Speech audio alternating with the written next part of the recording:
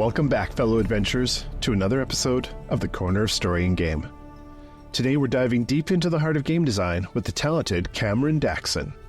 A multifaceted writer, producer, and marketer, Cameron's passion for video games fuels his quest to master the art of narrative design and game writing. With his recent contributions to Small Lone Studios' project, the Ouroboros Express, and his extensive experience in writing and event management, Cameron brings some pretty unique insights to our discussion. So, join us as we explore 4 more lenses from the art of game design by Jesse Schell. The lens of the toy, the lens of the player, the lens of pleasure, and the lens of flow. These lenses offer invaluable perspectives on how to create immersive and enjoyable gaming experiences that captivate players and induce that coveted state of flow. Cam, thanks for joining me. You're welcome. I'm happy to be here. Truly a privilege to be here. I don't know why I'm here, but I'm glad to be here. Come on. Well, I mean, full disclosure, we spent a lot of time together in Susan O'Connor's masterclass, but let's be honest, dude, you're brilliant. All of your insights that I've seen, all the conversations we've had, the writing that I've seen you do, I need to talk to you. I'm not sure if I'm worthy. Go on, please. Right? No, I could never. But I brought you here today because I want to talk to you about 4 of the lenses. We're going through the series of talking about the lenses of design from Jesse Schell's The Art of Game Design, and today I want to talk with you about 4 of the fun ones. We purposely picked 4 that are just about fun, pleasure, flow states. So this is the lens of the toy, the lens of the player, the lens of pleasure, and the lens of flow. I'm big into flow, so this will be fun. Great. I'm excited. But before we dig into the 4 lenses, I like to start with a little grounding, a little bit of, who you are. So tell me how you fell in love with gaming, how you got into writing, things you've done along the way, how you got to where you are today. Kind of what we call the origin story. Sure. Yeah. My Batman origin story. No, so I am a child of the 90s. I was born in 89. So I kind of just missed the inception of the NES and all that sort of stuff. But I did have a group of cousins who had an NES. I remember them bringing it over. I don't know if it was like a holiday weekend or something, but like all the cousins were over for some reason, and the NES was in the house, which is not something I had grown up with. But it was like, what is this? What is this?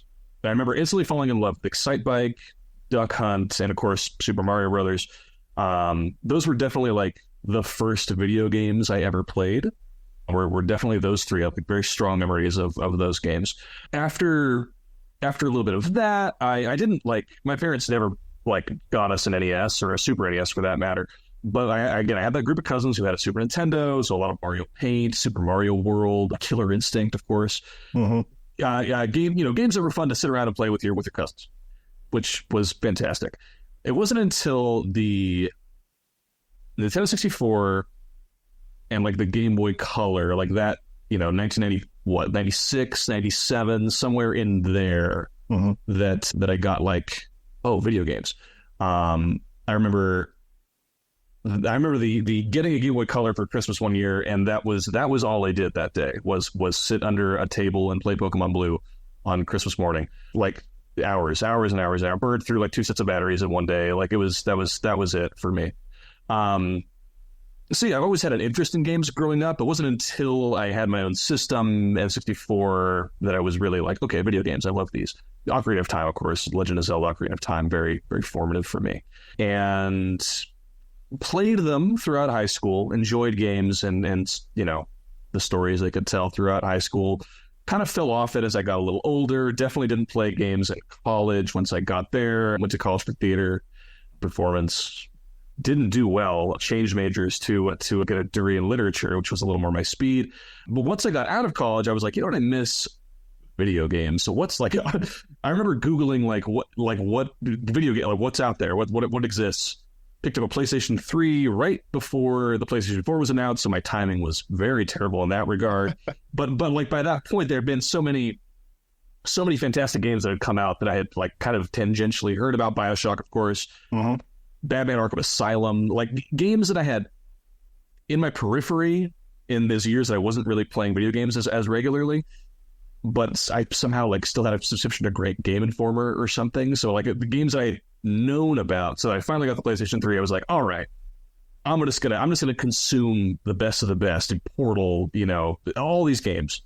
And so for like a couple of years, it was just like all the best games of that generation back to back to back to back to back. And then the PlayStation 4 came out, and I was fully back in. So that's kind of my journey with games. As far as stories, I grew up a huge reader. Before I got the Game Boy, replaced Game Boy with like any book. So I would always reading something. My mom would tell many stories about me, like hiding in a corner and just reading a book. That was all I did. Go to the library, several times a week. So yes, stories have always been very important to me growing up. Chronicles of Christomancy was a huge one. Dan Wynne Jones. Books like that. There's a book called The Moor Child, which is about like it's unborn with the plot is fantasy, people being transported into a fantastic world. That was always sort of like, oh, I love this. This is the thing that I identify with, and I would say I've kept that thread going. So I would say video games, grew up with them, wasn't allowed to touch them for a long time. Stories, I was allowed to throw myself into that. So I really love that. Audio dramas too. The Lone Ranger, like growing up, like falling asleep in the back of the car listening to the Lone Ranger, like stuff like that were super. Yeah, I don't know if you listen to that stuff growing up. It's super important to me. Yeah. Looking at my notes, I would say those are kind of those are the greatest hits. And I know I'm gonna preempt you here because I know you always ask, like, what about tabletop games? I did not know that tabletop games existed until probably a few years back. Like, I hate that I'm this person, but Stranger Things was like, oh, Dungeons and Dragons, like, of course, like everyone knows what Dungeons and Dragons is. So I'd seen it from afar, but never been like, I can't get invested in this.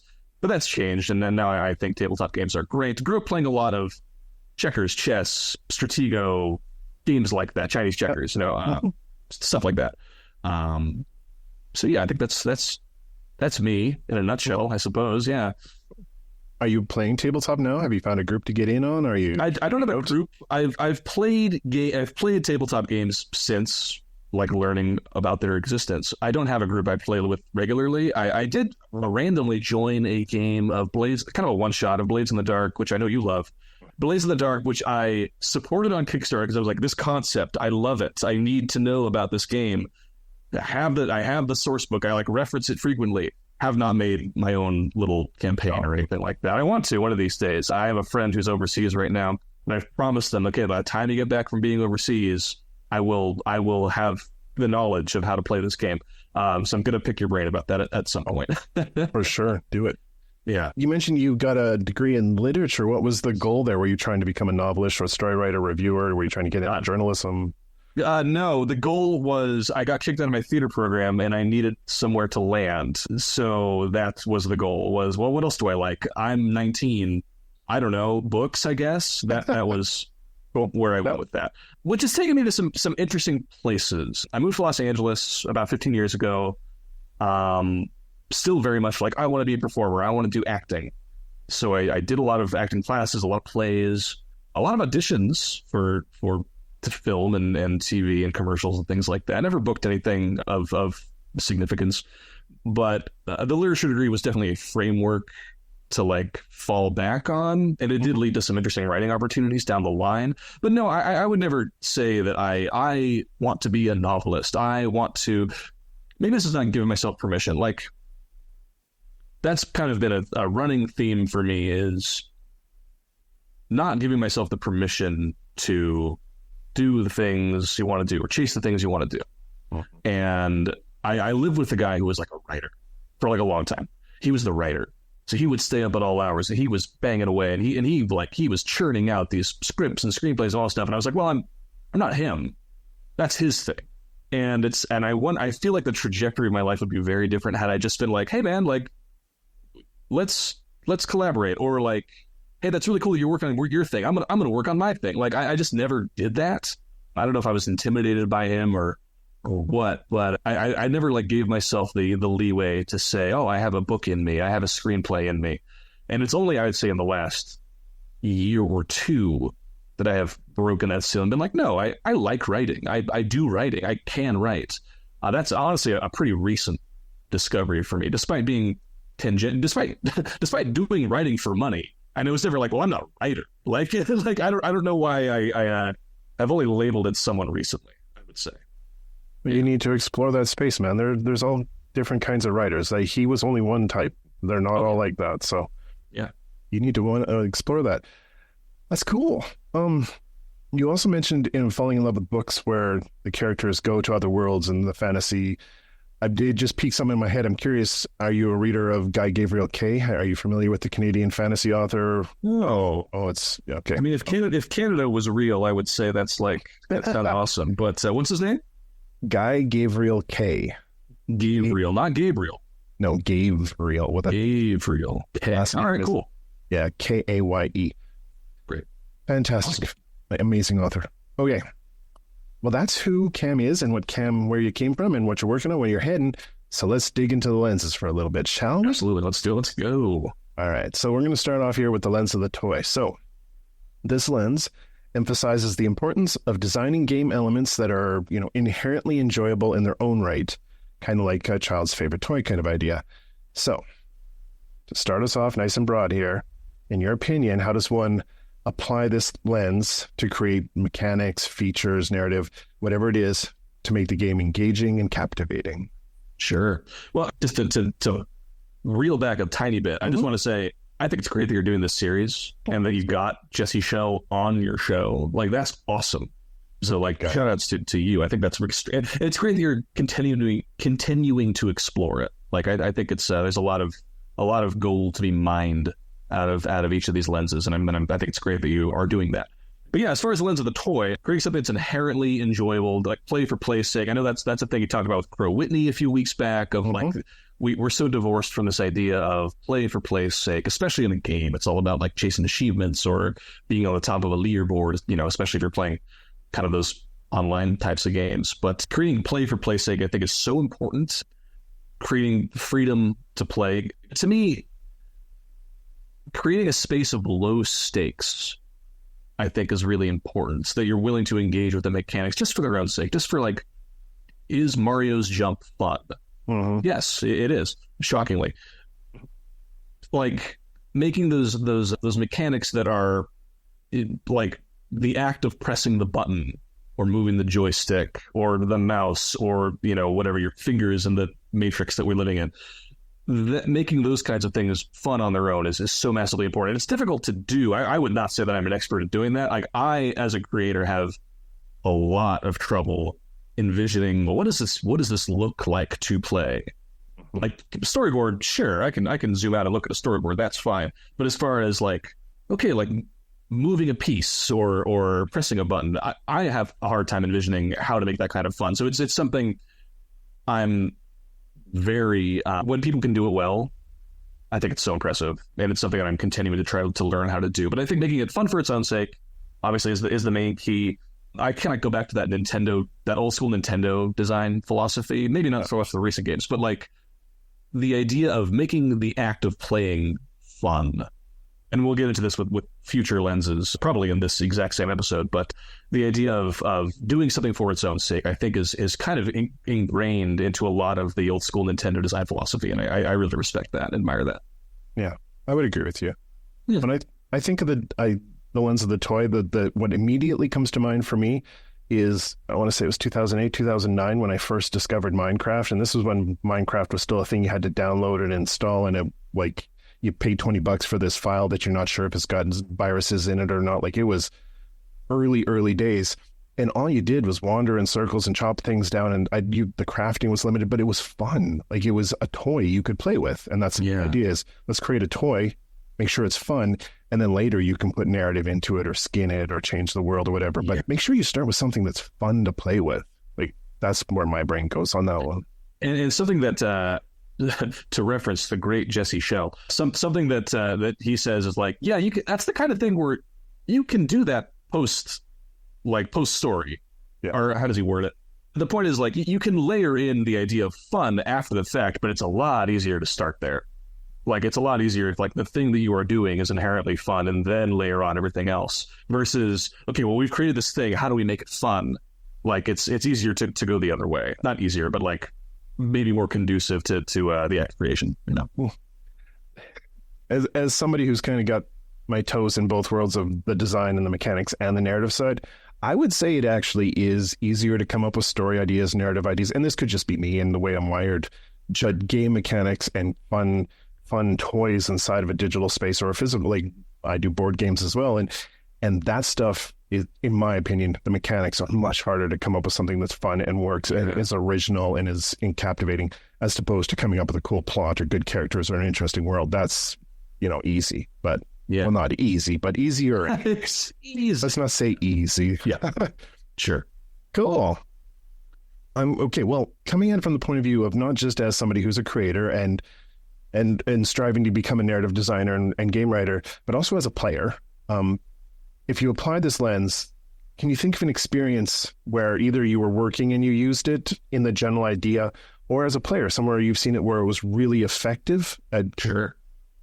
Absolutely. No. So I think of, actually, I have because the reason I asked you if you recorded this visually is because I do have physical examples to show as well. Right. So I think of this little yellow box called a play date. I don't know if you've heard of this. It's kind of like a Game Boy. It has a crank that can be turned.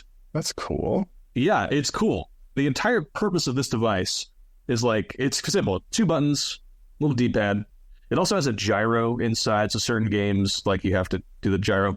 But the whole point of it was the people who made it, this company called Panic, which developed the software on the Pacific Northwest, but they also produced Untitled Goose Game, which was kind of a hit from a few years ago. But they made this little device solely with the purpose of what if we made a fun thing for developers to kind of fool around with?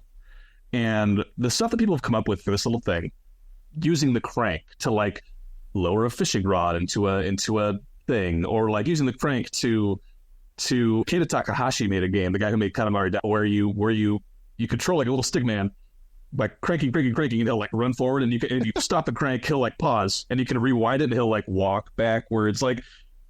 It's just, the whole purpose of this little thing is to throw developers and players into what's fun, what's just goofy. It feels like a toy, and it's bright yellow. It's the whole thing of it. The experience of playing it it's a toy. What if things were fun and goofy? That's more of a hardware example. Obviously, I also think of the Nintendo Switch. The act of popping off those Joy-Con and handing it over to a friend is it's fun. It throws you into the experience in a completely different way. Ring Fit Adventure was a big one for this Nintendo Switch. Did you play that? It's an exercise game where you have this kind of plastic durable ring. You slot a Joy-Con into it, you strap another one to your thigh.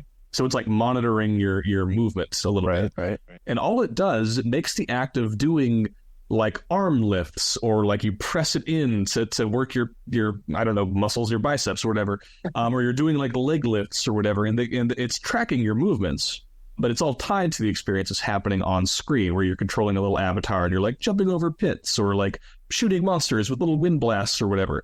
It's very fun and makes you exercise. It's one of those perfect examples of, well, how do we take the act of playing a game, marry it with movement and physical activity, and also make it into give it a toy-like sensibility with this weird little goofy plastic thing.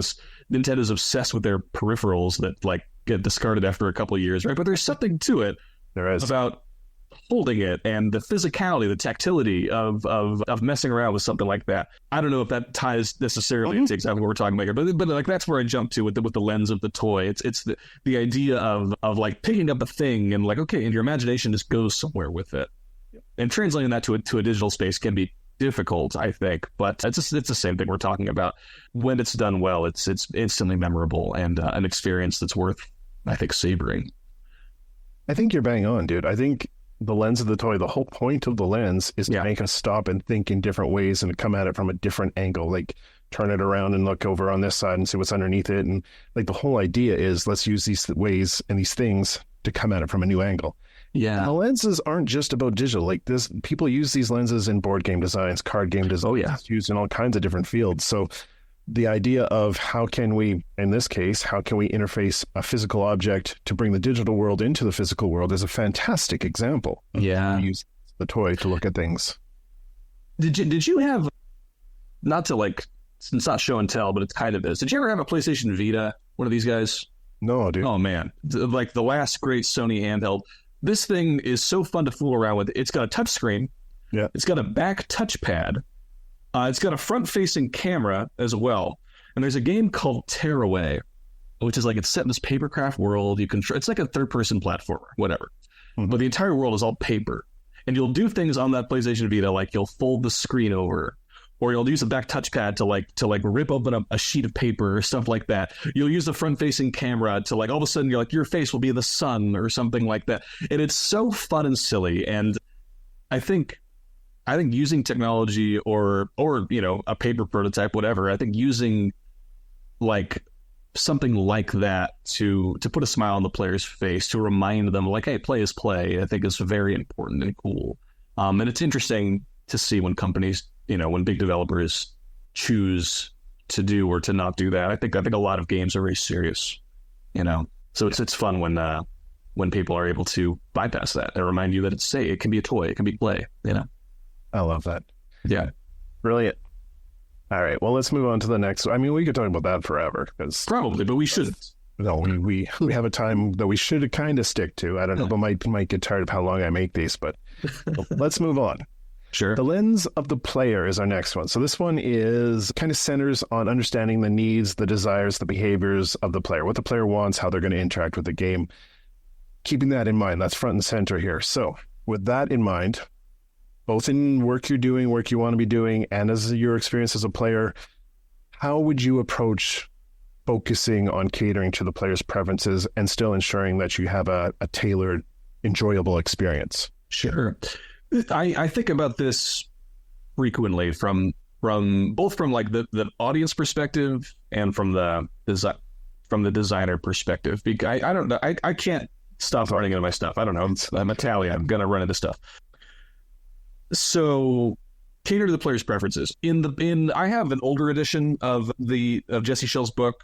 I'm working out the second edition, and I know that he's updated that particular chapter about the player, which I think is good, because in the second edition he talks a lot about young gamers like this and old gamers like this and female players like this and male players like this, and it definitely feels a little dated. I don't know if he's updated. I think there's a third edition that has updated that chapter specifically, which is that's great. There you go. You have it. Yeah. So I would encourage you to if you are interested in purchasing the art of game design, go for the recent edition because there's some important updates in there. That said, I do think it's important to consider, who's going to be playing this game, or who do I want to play this game? And obviously, you can't account for who's going to walk into a store and buy your game off the shelf. You can't always know who is going to resonate with your game. And I think that's always interesting is despite, I want to make a game for this type of player, you truly never know who it's going to resonate with, which I think is part of the beauty of it, right? That's the amazing part of art is you don't know who it's always going to land with. I think it is good to prepare yourself and to imagine who you want to play your game. There's nothing wrong with doing a little market research. Yep. So knowing what to give people or anticipating what to give people. But I kind of think about live theater in a way, you can't always you can't always anticipate who's gonna laugh at a laugh line. And you can't hold for laughs, right? Don't do it, because you will inevitably be embarrassed. So it's when you're designing, you can't be oh, this is going to land with, male gamers 18 to 34. You don't know. You might be see, look at it. And they might be what are you talking about? This is terrible. And then what do you know? You've ignored an entire demographic. It's keeping players in mind is important, but you can only hold that so closely, I guess. Which is a non-answer to the question. The answer to which types of players should play your game? It's all of them, but also a specific subset of, it's hard to know. I was playing a couple of weeks, maybe 2 weeks ago, Princess Peach Showtime, which is one of the latest games on the Nintendo Switch, starring our favorite Princess Peach. And it's such an interesting game because I think those developers could have spent a little more time. Well, who's going to play this game, and how do we make a game for because to me it kind of lands squarely in the middle and doesn't appeal to and again, this is all my opinion. I don't think it's appealing to any of the subsets that might be interested in it. Like, yes, it's starring Princess Peach.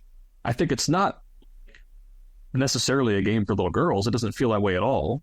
That said, it doesn't have that like sort of timeless Nintendo charm that you might expect from other like Nintendo games that have that like this appeals to everyone quality. Like it doesn't. It's lacking that as well. It's both too easy and a little too complicated, I think, at times. I don't know. I think it's one of those games where they could have benefited a little more from trying to focus on a specific type of player they wanted to play their game. Does that answer the question? I feel like I might have gotten a little off topic. It gets us a little closer. Sure. Do you think playtesting plays into that? Like, should you playtest for demographics? Always playtest. Playtesting is massively important because you never know who's going to react to something. You might be played, and that's why it's important to have diverse playtesting pools as well, rather than just like we're just going to test with these 15 dudes. It's like, well, we've got to mix it up a little bit. Exactly. And it's the kind of thing where you want to give the player what they want, but you also want to know when to take it away too. I apologize. All my examples are going to be not games that I've personally worked on, but games that I've like played recently. We can talk as players too, man. Yeah, sure. Well, thank goodness. There's a Prince of Persia game that came out a couple of months ago, and it bends over backwards to give the player accessibility options, which is like really, really good. I think it's like you can experience the map in all these interesting ways. You can go, easy, medium, hard, difficulty. Like it has all these like it really wants the player to play the game. But then it also knows when to like pull back a little bit too and be like, okay, so we've given you these tools. We're also going to take some of them away and let you experience the game in a way that maybe you didn't think you were capable of, which I think is kind of interesting. But it brings to mind a conversation I had with Naj when I was talking with her on here.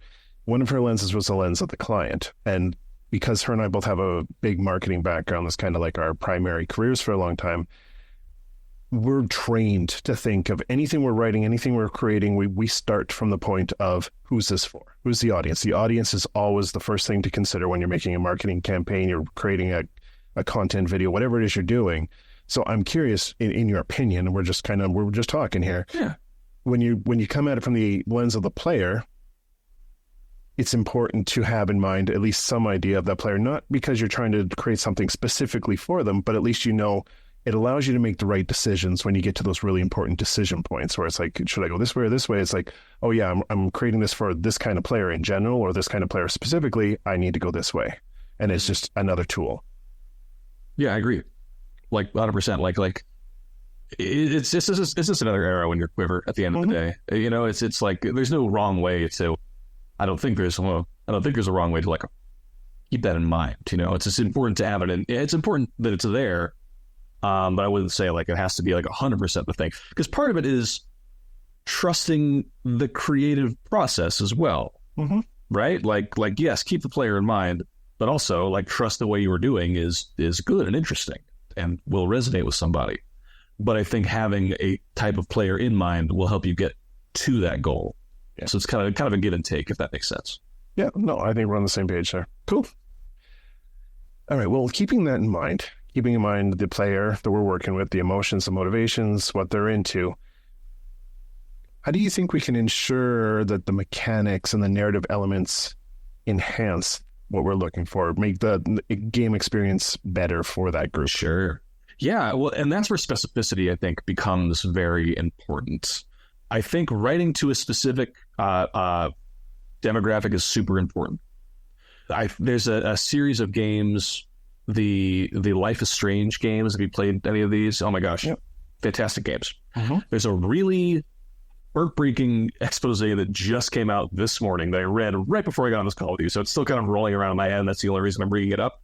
Square Enix, the publishers of this game, had a weird reaction to a pretty like conservative reaction to like, well, we don't want to be known as the company that publishes the gay game, because Life is Strange has like a lot of queer people who like love that series, and it's like bizarre that they had that stance. And again, it's like the writers and the narrative designers of those series of games very like so clearly one of the most diverse writing and narrative teams like out there are the people who work on these games. Like shout outs to them. Like they really put the work in to make them interesting. And True Colors has like a bisexual main character, and that's amazing.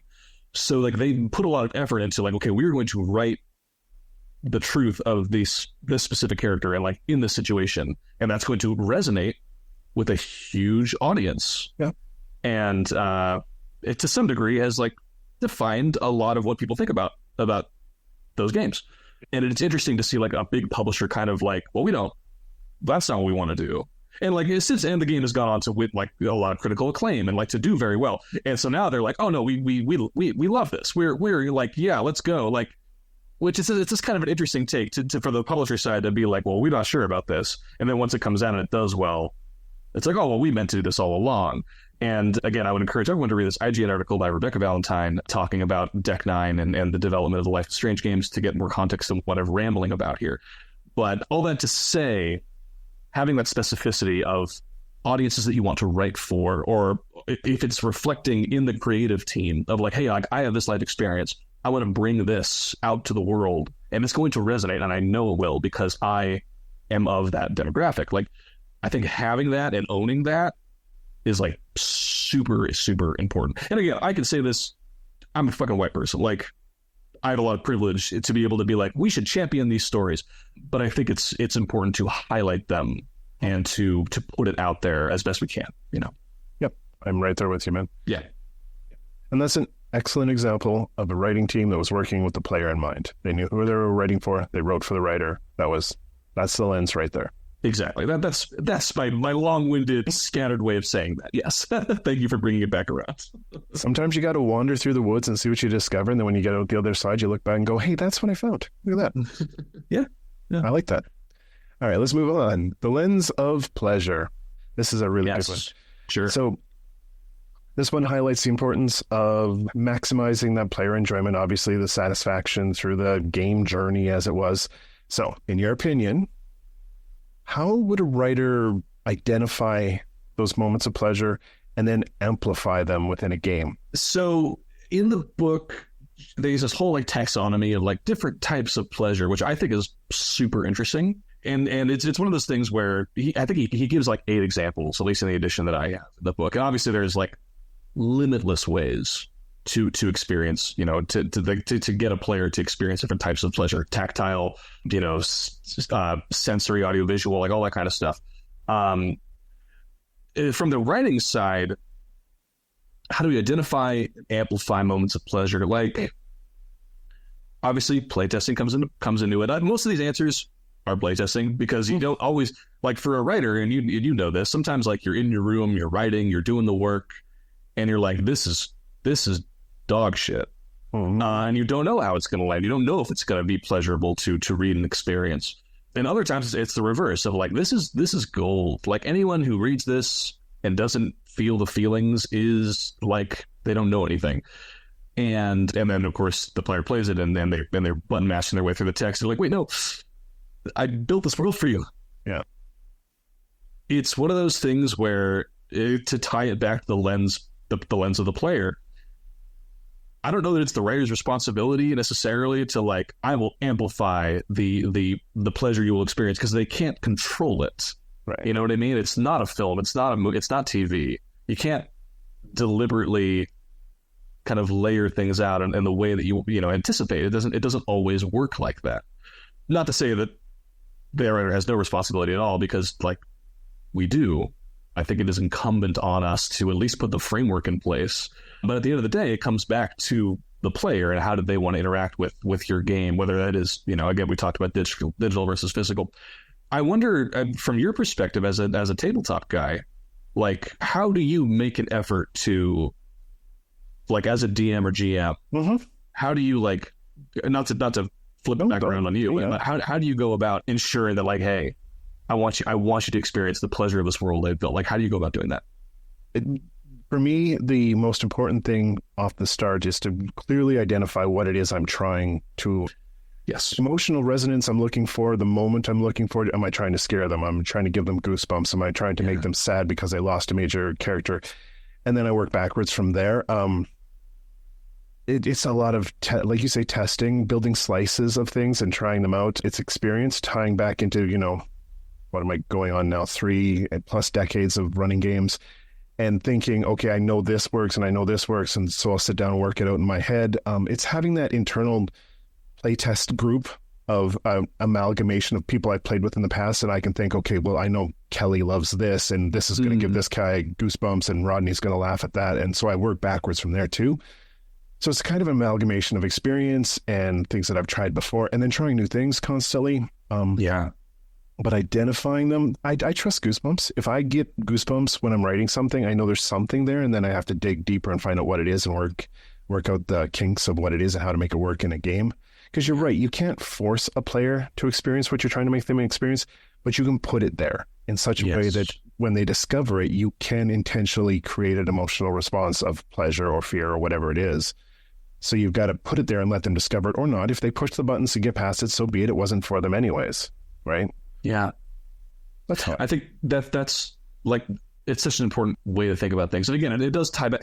I love that these 4 lenses, I think, like perfectly mesh together. Yeah. So it's because what you're describing is very much like, well, I know my players and I know them backwards and forwards. And I've experienced, probably a range of emotions with them, so what's going to hit, and you can only get that through like being involved, So that would certainly, like, I imagine playing a game with you is like just racked with pleasure the whole time. I imagine, like, well, seriously, like, because I imagine you put in the effort to, like, it's like based on what you just said, you really put in the effort to, like, okay, well, I know this is going to hit with this specific person.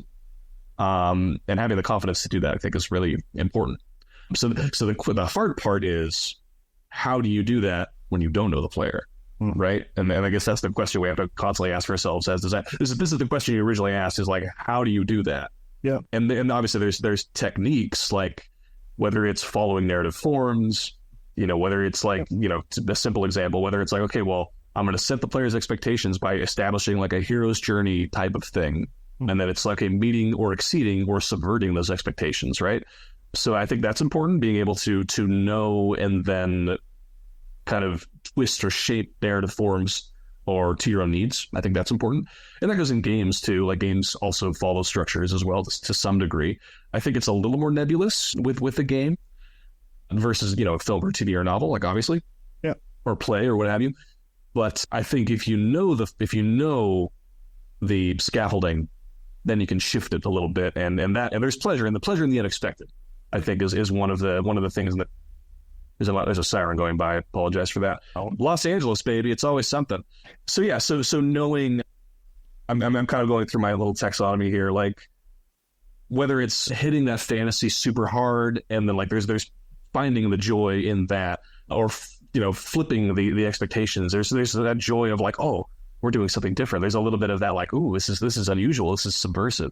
Finding the joy there is super important too. So I guess my very roundabout answer would be, like, knowing the forms backwards and forwards as best you can, being willing to learn new ones, and being willing to play. Again, going back to that toy thing, because all this stuff is just toys. Yep. It's I know there's been a lot of buzz around Ken Levine lately, because he just previewed his new game Judas after like a decade of development or something. He's finally come out of his little hidey hole to be like, here's Judas, here's a sneak preview of Judas. But he had this great talk at GDC years ago about the idea of narrative Legos, like taking story elements as if they were Lego bricks and dumping them out and be like, okay, well, how do we snap these together? And I think we as designers could do that too. We don't have to be a Ken Levine type. You can also just do this on your own time. Of if you know lots and lots and lots of different ways to tell stories, you can snap them together in different and interesting and unique ways.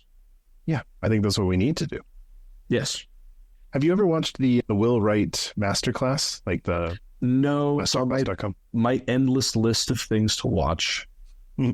Will Wright masterclass. He does talk about how he will mentally take something and play and turn it around, and I think that plays into that. But you also mentioned the idea of using traditional structure, like I think of hooks and payoffs or the twists or things like that. those are still very applicable to the game world. It's just you can't force the player to do them. You got to put them somewhere they can discover, or you got to weave it into the narrative in a way that they might choose if they go down that dialogue tree. Like, yeah. But they're still very important tools we all need to learn and understand and know inside and out, so understand when they work, when they don't, when you got to break them, when you got to use them. I think. Well, and that's go on. And that's one of those things. Discovery, right? Like giving the player room to discover and explore and find the thing on their own. Like if you could set that up, like that's video games, man. That's a lot of the games that I like do that. Of just like, hey, go explore. And if you can make the exploration, the act of exploration, and again, this goes back to that lens of the toy. If you can make the act of just walking around in Zelda Breath of the Wild or something, if that is pleasurable, the player will continue to do it. And if it has those narrative hooks and payoffs, if they're discovering the hook and being like, oh my gosh, I wonder if in 4 hours I'm going to come across, whatever, this guy and he's going to betray me. If you can establish that and then pay it off later, there's pleasure in that too. Like I don't know. Like again, it all goes back to the thing that you just said. But yeah, I fully agree with you. Like being able to set it out for the player, and if they can find it, so much the better. Exactly. Yeah. All right. Well, let's move on to our last lens because we're starting to run on time here. But the lens of flow. So you got a player. You know the player. You give the player their favorite toy. They're having fun and pleasure. So there's all three of the first ones. And that can quite often invoke the state of flow state, as we like to call it. A harmonious balance between challenge and skill that leads to that deep engagement and immersion. So, keeping all of this in mind, I'm curious on Cam's opinion. How would you go about creating flow state, facilitating flow for players? Simply create a flow state. Simply create challenges that scale commensurately with the player's abilities. Like that's all you have to do. Simply easy. do that. We're done. We solved it. Oh. I think it's interesting because I think a good way to do this is through pacing. And pacing is so hard to do in creating a game, any kind of game. Like it's hard to nail. Like you can do everything you can from the narrative side, from the design side, and then the player can just like go fuck off and do their own thing. Not in every video game or tabletop game, but very often the act of the player being in charge means they're going to mess with that pacing to some degree. And that can maybe not inhibit, but can certainly mess with getting into a flow state, right?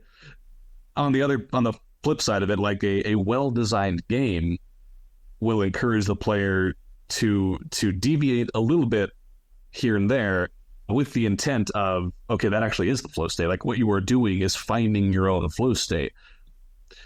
So it's a delicate balance to play. I like a linear experience. Like I love a thrill ride, a roller coaster, like whatever. I love being like, I am on a track. I will follow that. I think those kinds of experiences lend themselves well to a flow state. If you've ever played like one of those really fast-paced first-person shooters, like Wolfenstein or Titanfall, or like any of those, like really, like those lend themselves well to putting you in a flow state because they're always throwing something new at you and throwing new challenges your way. Like again, it's all through tightly controlled pacing. So I think I think pacing is the thing I keep going back to. So I guess that would be my way in to getting a player into a flow state, is to really do your best to control pacing as best you can. And when that fails, then it's about designing really tight game loops, which again, simply make an amazing game loop. Like how hard could it be? Yeah. Super easy. Yeah, I think you're bang on though. Pacing is key, but also keep in mind that you need to scale difficulty, make sure that there's a feedback loop that makes a person feel like they're achieving something or doing something in the right direction. 100%. And I think it's different for different people. Like some people, linear games where it's nice and straight, they can fall into flow as they're going through the process. And then for other people, depending on how much dopamine they need, perhaps they need faster action, faster feedback, shooting things falling down. And then for other people like me, to go back to Minecraft, wandering around the open world, chopping down trees and building huts and raising cattle, you fall into flow state. You got a plan in your head. You spend the next 3 hours working on lobby of your castle, and you'd suddenly you turn around and you, oh shit, I'm behind on work now because I just blew 3 hours. Like, that's flow state, and I love it. 100%. And it's funny. Those kinds of games don't super appeal to me. I don't know. I guess it depends on the game. Like, there's always an exception to the rule. Like, I say that, and I also grew up playing like hundreds of hours of Harvest Moon 64. So like, there's always an exception to the rule. But I think that is the beauty of it, is when it's designed well, when you're approaching it from the lens of the toy, and when that act is pleasurable, the lens of pleasure, and if the player is like finding, oh, like I am deriving something just from playing this game, that leads naturally into that flow state. So it's like, I think the way you've structured this episode of putting all these four together, I think is very, very smart, because they do link into each other very, very well, I think. They really do. Yeah. Outside of games, outside of all of this and mechanics and narrative, I'm curious, flow state, because I have studied it in other areas. Yeah. I'm curious, as Cameron, as you know, you do event planning, you do writing, you do all kinds of other event management, other stuff. Sure. How do you find flow state in your personal other projects, your personal life? Like, how do you find yourself slipping into that state where suddenly you, like when you're driving down the road somewhere you know really well and 10 minutes pass and you don't even realize it? That's flow state. That's the classical example. Where do you find it elsewhere in life? Sure. Well, it's funny that you bring that up, because I feel like lately I have not been able to achieve that very often. Just because, like, I don't know. These days, I'm very easily distracted. I will walk from here to the kitchen and forget it's 10 feet away, and I will forget, like, what the hell? Like, why did I come here? So finding that flow state in my personal life is often difficult. I would say lately it has come most achievable through driving on freeways. Mm-hmm. There's a lot of those in LA, and reading like literature that is below my reading level. Oh, not below my reading level, but I'm reading a lot of like not young adult fiction, but like a lot of like fantasy fiction, sci-fi fiction that's just page turners. Mm-hmm. You know, and it's like, wow, I've read 100 pages. Like, I didn't even how did that happen? And it's I love it. Like, there's something. It's like, it feels, even if it's just, you know, fluff. It sounds like I'm talking down. So I'm not trying to gatekeep books. Like, read what you want to read. Like, that's great. Yep. I have video games for a hobby. Like, I play. You know what I mean? That, I think, is where the flow state, I think, most naturally enters. It's because I'm giving myself, again, it comes back to giving myself permission to do things. Giving myself permission to be like, you know what? I am just going to put my phone over there and pick up this book and read for an hour, or read until I forget what time it is or whatever, often to the detriment of my professional life. But I think those are the places where I find flow most easily. Yeah. There's nothing wrong with reading literature that doesn't make you work. Like, that's all you're talking about. Yes, literature that doesn't make you work. And there is nothing wrong with that. Like, oh yeah, I'll still pick up books that I know I'm going to rip through in no time, and I'm not going to learn anything or nothing. You might get one or two things that you hadn't thought of before for a scene setting or a something, but there's nothing wrong with reading for pleasure, even though, you know, we try to do it professionally. Like, that's fun. It's all fun, man. Yeah. What a concept. How do you achieve flow state on the freeway in LA, dude? Like, going from LA to Anaheim out there, that's terrifying for us small town people, dude. I'd be too. Well, you don't like a 6-lane freeway? Come on. You guys drive nuts down there. Hey, not all of us. I've only totaled 2 cars. I think it's funny. I guess I've never like actively thought about like, how do I achieve? It's just like, I just do it. I think part of it is I drive a stick shift, and like, you turn your brain off a little bit to like engage with the clutch and fiddle with the stick shift. There's something about that like naturally lends itself to like, okay, well, my body is kind of disconnected from the rest of me because it has to automatically, on top of the act of driving itself, where you're checking your mirrors and you're looking over your shoulder and all that kind of stuff all the time. I think having to sort of lock in and be in traffic and engage with the clutch all the time and shift into neutral and like stop and start, like, it's both being very actively engaged, because you have to be, otherwise you'll get in a car accident, but also being willing to kind of have that 360 degree view and see what's around you at all times. I think it's not disconnection from your body, because it's not. It's the opposite. It's being fully locked in. But what that does, having all of those viewpoints, I think, puts you in a state of flow. Does that make sense at all? Yeah, no, it does. It does. That is definitely one of the elements that are quite often involved in flow. The other thing you describe of the shifting and the clutch, a repetitive rhythm or a pattern that your brain like muscle memory, is also very common. So to bring it back to games, if you have a game where you have to repetitively do something to the point where it becomes second nature, and then you're working on something else, that will create flow state as well. So the idea of a familiar pattern is quite often an indicator. So that's cool. I was just curious where it came from for you. Sure. Yeah. I guess it depends on the day, but yeah.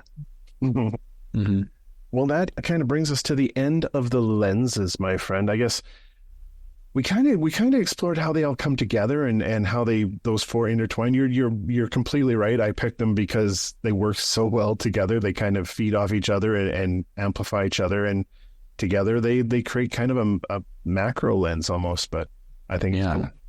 I fully agree. Yeah, they flow together. They influence each other. They I don't know. I think it all comes back to the lens of the toy, right? Like, if you can unlock that as a designer, I think that will go a long way to like rippling out to affect the other things.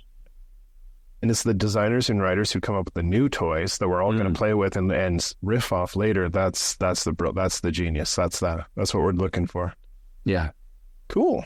All right, man. Well, that brings us to the end of the lenses, but I have a question that I like to ask everybody who comes on the show. I'm sure you've heard it before by now. That question is, in my opinion, there is a magical space at the intersection of the corner of story and game and improv and screenwriting and television writing and game design and all these things, where all of us can just hang out, naturally get along. We just have a shared language. And if you agree with me, what is the common thread? What is the magic thread that holds us all together? Can you imagine if I was like, Gerald, I don't agree with you. I think I've had it. It's really season 1. Yeah, no, I did. I would go back. Dark. Yeah, I'm going to go back and listen to that, because I'm desperate to hear their answer. No, for what it's worth, I do agree with you. I think there is a common thread that binds us all together, and it's the desire to communicate. I think that this is okay. Listen, I understand this is a privileged and simplistic thing to say. I really and truly think that most problems are failures to communicate. Obviously, extrapolate out to bigger and bigger degrees, but I think at the end of the day, it all comes down to communication. And when somebody is creating a play or a movie or a game, it's just a way to communicate with somebody. And playing that game is also an act of communication with the designers. Watching a movie, watching a TV show, sitting in the audience and watching live theater, or even an improv show or something like that, that's all communication. I want to see what this person has to say. Hopefully you want to see them. Or maybe it's not. Maybe it's, well, I don't agree with this person, and I. But the point is, you're there. You're picking up the controller. You're rolling the dice. You're sitting in the audience. Like, you are choosing to. Well, I'm going to see what they have to say to me, and maybe it turns around. Maybe after the show, you get to talk to the performer, or maybe you send the developer an email after you played the game or something like that. Of like, hey, this resonated with me, and maybe that leads to interesting communication. I think at the end of the day, any act of creation is an attempt to communicate. It's why we can still enjoy opera sung in Italian, right? It's why we can watch a silent film from 100 years ago and find something interesting about it. Because Buster Keaton, even if he's not communicating with the space, he's using his body to communicate something funny, right?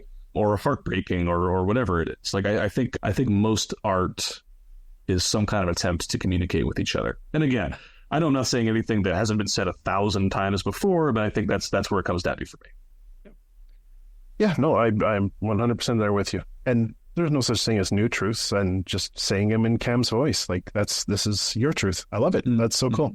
And it's important to remember that there's no such thing as passively taking in art. The fact that you're standing in a museum looking at something means that you're part of it. You're sitting in the audience watching a movie, you're part of it. Like, yeah, people need to remember that. So thank you for that. All right, buddy. We're almost out the door here. Before we go, I like to do a little quick fire just to get to know Cam a little bit better. So what are you playing right now?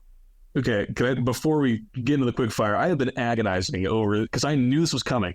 You asked me a couple of days ago, like, hey, would you want to do the show? And I was like, yes, of course. And I was like, okay, gotta start thinking about my quick fire questions. So it's quick fire, but also I just want to be fully transparent. I did write all my answers down. So I just want to be communicative of that. What am I playing these days? To echo the amazing Liv Peelan, Titanfall 2. I've been playing a level of that a night for the last week or so. I just finished up a playthrough of Inside, one of my favorite games by Playdot Studios. Now I'm going back and playing their previous game, Limbo, a 2D platformer with really unbelievable aesthetic. My little Playdate device here, playing a game by Lucas Pope, the guy who made Papers, Please and Return of the Obra Dinn, called Mars After Midnight. It's kind of like a not quite a comedy game, but you play a little Martian and you're running like, it's not like AA, but it's like a community meeting, right? So it's like, hey, tonight all the one-eyed aliens come and get some refreshments and have a community meeting. And so you basically play the doorman of this Martian colony.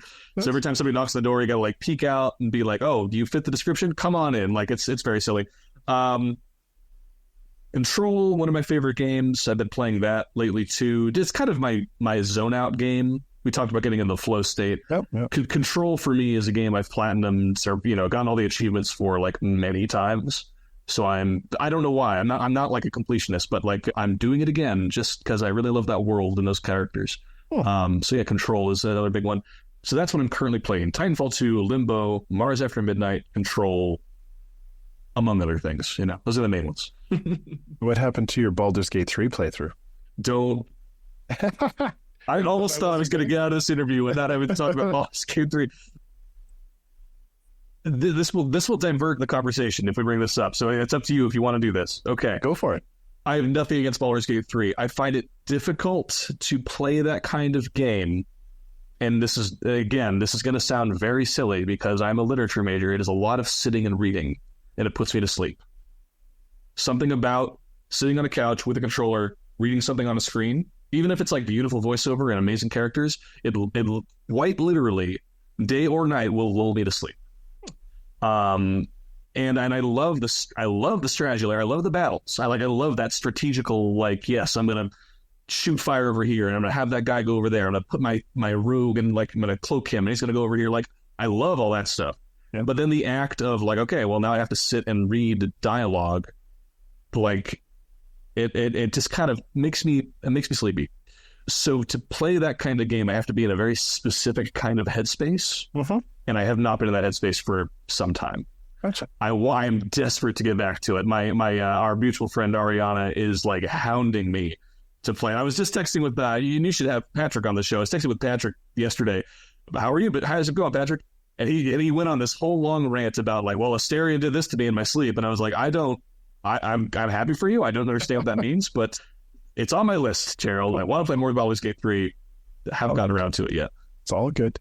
Okay. I'm curious if they were to take like the narrative out and make like a Golden Path novel out of it, would you read it? Like, is it just the fact that you're not getting your dope? Like, are you a gamer who needs a constant feedback, or at least a faster feedback than that offers? Like, you need a mechanic to interact with.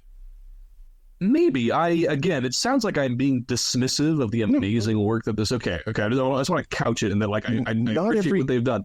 No, gamers the same. We all like different games. There's nothing wrong with you liking the kind of game you like, dude. Like, I think as I've gotten older, and I know that I'm not old. I'm 35 years old. I'm not old. You're just a kid.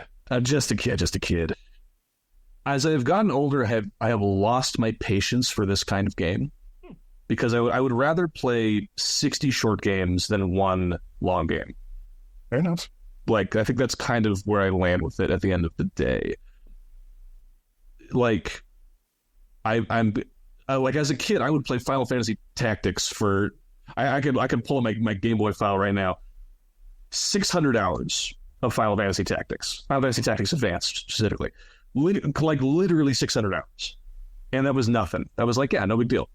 And I don't have that in me anymore, which something I'm kind of grappling with. I don't know if that's mortality or what, but like I not to get too morbid with it, but like I that is kind of where I come down, is like I just don't have that I don't know if it's a drive or desire or what, but I get a little intimidated when I see that a game has a long hour count, and that can filter through and influence my playthrough. And I try not to let it do that. I try to let myself like get in that flow. I try to let myself give over to the story as often as I can. But it's that thing of you have to kind of gear up for it. Yeah, it's the same reason I haven't watched Oppenheimer. The same reason I haven't watched Killers of the Flower Moon. It's like, that's like 4 hours. Like, it's putting yourself in that headspace. I get you, man. And there's nothing wrong with liking what you like. Like we all game slightly differently. That's cool. Mm-hmm. Yeah. What are you reading? Sure. I always try to have a couple things I'm reading, a couple genres at the same time going. I'm always trying to read like a graphic novel, a book of poetry or a couple books of poetry, some fiction, and then if I'm being good, like a craft book, something to like help me. So the craft book that I haven't started yet, staring at it right now, is Procedural Storytelling and Game Design. Mm-hmm. I'm by Tanya X. Short. I'm very excited to. I'm sure you have it on your shelf there. You have quite the bookshelf behind you. So I'm very much looking forward to getting into that. I just finished reading yesterday a Craig Thompson graphic novel, Blankets. I don't know this one. Oh my gosh, made me cry. Beautiful story. Like I love. There's something about that synthesis of art and writing that like hits me with a good graphic novel. I love that. I'm reading by Gregory Corso some poetry, a poetry book called Gasoline. He was like a beat poet, very big in the 60s. Yeah. So there's something very pleasurable there. And then as far as fiction goes, I haven't started yet, but I just checked out from the library yesterday. The second book in the Shadow and Bone trilogy. I don't know what the second book is called, but it's like the second one of those. So I'm really looking forward to getting into that. Yeah. Very cool. Yeah. All right. If the essence of Cam could be perfectly uploaded into a digital game world and the true essence of who you are, what character would you be? What world would it be? What would that look like? I feel like my true essence is like the villain in Fern Gully, so I don't know if I would want. Do you know what I mean? Like, I don't know if we want that guy around, but no, the answer is clear. You've asked this question before, and I don't know if anybody's given this answer, but it's Pokemon. Like, I have not heard that. No. What? Like, that's the objectively correct answer. Like, put me in Pokemon world. Like, yeah, I want to run around a world and have fantastical creatures to like pal around with. That's the answer. Is Pokemon. Now, I don't know if that's like. I don't know if I want to be like a gym leader or a trainer or just be like a Pokemon Snap, like a photographer. That'd be cool. But just put me in that world. I want to be there. I like how you said a world where you pal around. You mean like a pal? Some kind of a pal world, I guess you could say. No, Pokemon. Pokemon. It's got to be Pokemon. Yeah. All right. Last quick fire. If you could host a game session, now this could be a board game, tabletop, video game, sitting on the couch, with any 4 people, living or dead, any time in history, who would they be and what would you play?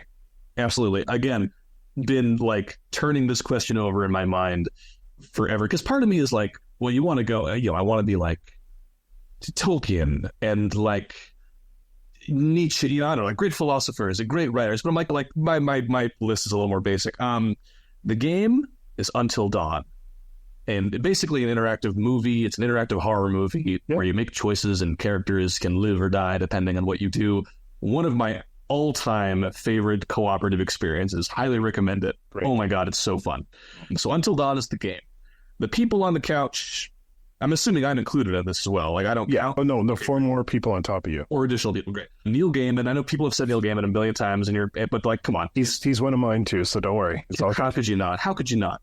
Neil Gaiman, Alexandria Ocasio-Cortez, like she's a gamer and she seems fun, and like I would love to just like to tell me about your thoughts and feelings. Did you see, just to intercept for a second? Did you see?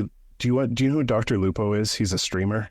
No, I don't watch streamers. She played Among Us with him once on stream. I heard about that. That's so cool. It was. I think that rules. So Yeah. Like, talk about, okay, again, not to divert this whole thing. Talk about, like, appealing to players. Like, that's someone who's like, yeah, I know my audience. My audience is, like, young liberals. Like, let me speak directly to them. Like, yep. And she wasn't just there as a PR stunt. She was like, she knew what she was, like, she had obviously played a lot before, and she was just another streamer hanging out. It was cool. I think she's amazing. Yeah. So Neil Gaiman, Alexandria Ocasio-Cortez, Suda51, a Japanese developer. He made the No More Heroes series. He's a wild card. He's awesome. Every interview I've seen with him, every time I've like seen him present anything, I'm like, this guy is great. He has kind of this like very rangy sort of transgressive energy about him, which I super appreciate. And then of course my dad, who I miss very much, and I would just mainly I would want to hear how would my dad interact with these people, because I think that would be a fun conversation to have. And this is assuming that Suda51 we have a translator there among them, because he's Japanese. But yeah, Neil Gaiman, Alexandria Ocasio-Cortez, Suda51, and I think would be the ideal gaming lineup to play Until Dawn. Brilliant. Love it.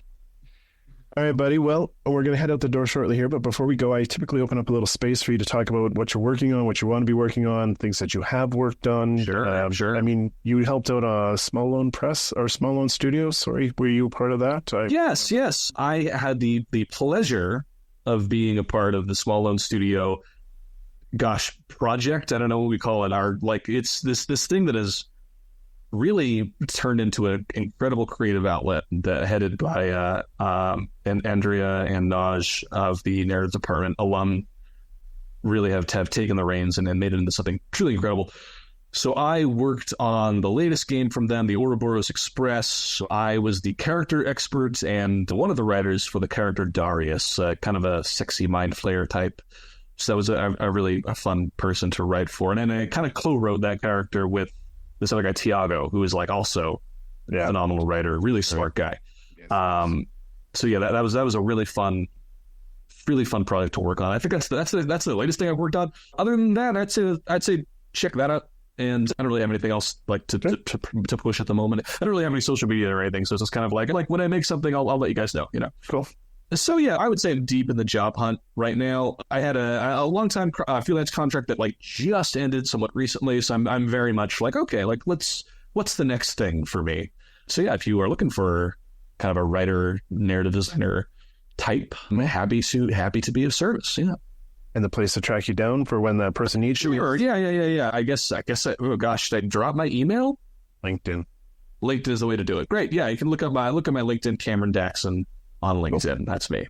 The link will be in the comments below as well, just to make it easy. But right on, man. Great. That's it. It's time for me to turn down the fire and put up the chairs. But before I push you out the door back into the cold, I want to give you the last words. So parting words of wisdom, my friend. Sure. This has been great. First of all, thank you for having me. I think what you're doing here is so important and so good. And you're giving us, your friends, the space to express yourselves creatively. So I think that's really, really quite wonderful. So thank you for doing that. I want to leave you all with a quote from one of my favorite authors, Kurt Vonnegut. This is a quote from a book called God Bless You, Mr. Rosewater. Fantastic read. The context I'm going to leave you with here, the fire is crackling. I know we're kind of winding down here. We're heading out the door. But the context of this particular quote is our main character of the book, Elliot Rosewater, has been asked to baptize some twins, a set of twins. And so he's like, well, his wife is like, well, what are you going to say? What are you talking about? And he's like, I'll come up with something. So this is what he'll say. So yes, his wife says, what will you say? What will you do? Oh, I don't know. Elliot's sorrow and exhaustion dropped away for a moment as he became enchanted by the problem. A birdie little smile played over his lips. Go over to her shack, I guess. Sprinkle some water on the babies. Say, hello, babies. Welcome to Earth. It's hot in the summer and cold in the winter. It's round and wet and crowded. At the outside, babies, you've got about 100 years here. There's only one rule that I know of, babies. God damn it, you've got to be kind. Well, it looks like we found a save point, so now's a good time to shut things down and send everybody out the door. Before we head out, I want to say a heartfelt thank you to Cameron for stopping by and sharing his experiences, his insights, and his thoughts on these 4 lenses. And to you, dear listener, thank you for taking a seat at the table. Until we meet again, remember, keep exploring, creating, and sharing your stories with the world. Stay safe, Wanderer. Your chair will be ready by the fire the next time you stop in at the Corner of Story and Game.